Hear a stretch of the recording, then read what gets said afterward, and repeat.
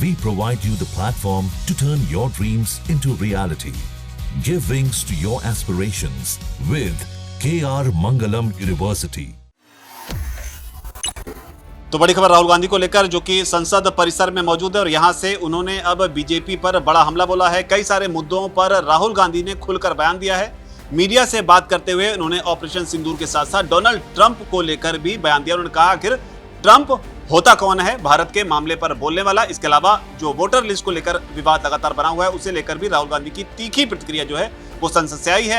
ऐसे वक्त में ये प्रतिक्रिया आई है जब लगातार जो जगदीप धनखड़ हैं उपराष्ट्रपति जो रहे उनके इस्तीफे के बाद में पूरा माहौल जो है संसद में गर्म हुआ है। हालांकि इस बीच जो विपक्षी सांसद हैं उनकी ओर से भी भारी विरोध जो है वो संसद परिसर में किया गया। क्या कुछ कहा है राहुल गांधी ने, आप पहले खुद उनको सुनिए। How can prime minister give a statement? क्या प्राइम मिनिस्टर क्या बोलेंगे कि ट्रंप ने करवाया है? बोल नहीं सकते हैं, बट सच्चाई है ट्रंप ने सीज फायर करवाया है, पूरी दुनिया जानती है। रियलिटी है, रियलिटी से छुपा तो नहीं जा सकता है।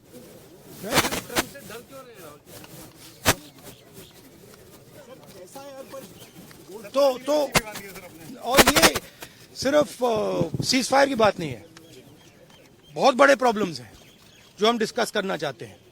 डिफेंस के प्रॉब्लम्स हैं, डिफेंस इंडस्ट्री के प्रॉब्लम्स हैं, ऑपरेशन सिंदूर के प्रॉब्लम्स हैं। हालात अच्छी नहीं है, पूरा देश जानता है। जो अपने आप को देशभक्त कहते हैं वो भग गए, राइट? प्राइम मिनिस्टर एक स्टेटमेंट नहीं दे पा रहे हैं। ट्रंप ने कितनी बार बोला है? 25 बार बोला है। ट्रंप ने 25 बार बोला है कि मैंने सीज फायर करवाया। ट्रंप कौन होता है सीज फायर कराने का? उसका काम थोड़ी है। मगर प्रधानमंत्री ने एक बार जवाब नहीं दिया। सच्चाई है, छुप नहीं सकते। सर कोई डेट्स गवर्नमेंट की तरफ से दिए गए? नहीं, देखो डिस्कशन तो होगा। डिस्कशन एक्सेप्ट किया है, पता नहीं कब करेंगे। उन्होंने कहा है कि प्राइम मिनिस्टर के वापस आने से करेंगे, तो वो तो डिस्कशन होगा। अब पीएम ही जवाब दे, उस पे क्या देंगे? लगता है बट पीएम का जवाब तो चल रहा है ना, ऑनगोइंग जवाब है। आप कह रहे हो कि ऑपरेशन सिंदूर ऑनगोइंग है और फिर आप कह रहे हो विक्ट्री हो गई, या विक्ट्री हो गई या सिंदूर ऑनगोइंग है। और दूसरी साइड से ट्रंप कह रहा है कि भैया सिंदूर को मैंने बंद किया। 25 बार बोला है, तो कुछ ना कुछ तो दाल में काला है ना। सर फॉरेन पॉलिसी आपको नहीं लगता, क्योंकि फॉरेन पॉलिसी आपको नहीं लगता सर, क्योंकि हमारे यहाँ जब हम ये बात पूरे वर्ल्ड में रखने गए, फोरम पे गए, कई जो देश है उनको गिनती पे गिना जा सकता जो हमारे साथ आए, लेकिन नहीं, गिनती पे भी नहीं गिना जा सकता। किसने सपोर्ट किया? किसी ने भी। हमारी फॉरेन पॉलिसी की इन्होंने धज्जियां उड़ा दी हैं। किसी ने हमें सपोर्ट नहीं किया, किसी ने नहीं किया। Thank you.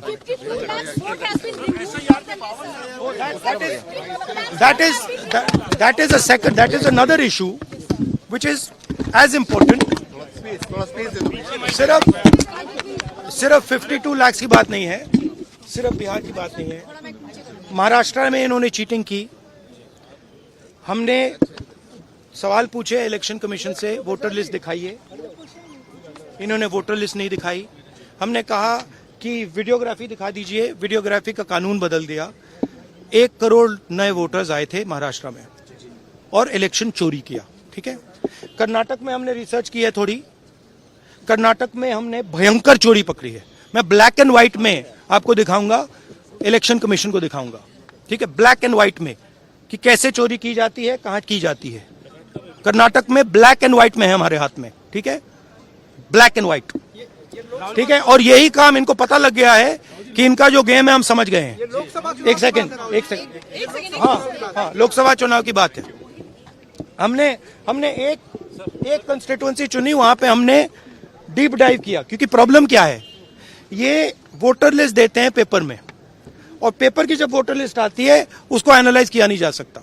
तो एक कंस्टिट्यूएंसी ने हमने पूरी की पूरी वोटर लिस्ट ली, उसको डिजिटल फॉर्मेट किया। 6 महीने लगे हमने, मगर हमने सारा का सारा मतलब इनका सिस्टम निकाल दिया है। ये कैसे करते हैं, कौन वोट करता है, कहां से वोट होता है, कैसे नए वोटर बनते हैं, पूरा का पूरा हमें मालूम है। चोरी का फॉर्मेट बदल दिया इन्होंने। नहीं नहीं, अब इनको समझ आ गई बात, ठीक है। और अब इन्होंने क्या किया है कि अब हम बिहार का पूरा सिस्टम नए तरीके से करेंगे, वोटर डिलीट करेंगे और नए तरीके से वोटर लिस्ट लाएंगे। हिंदुस्तान में इलेक्शन चोरी किए जा रहे हैं, ये रियलिटी है हिंदुस्तान की।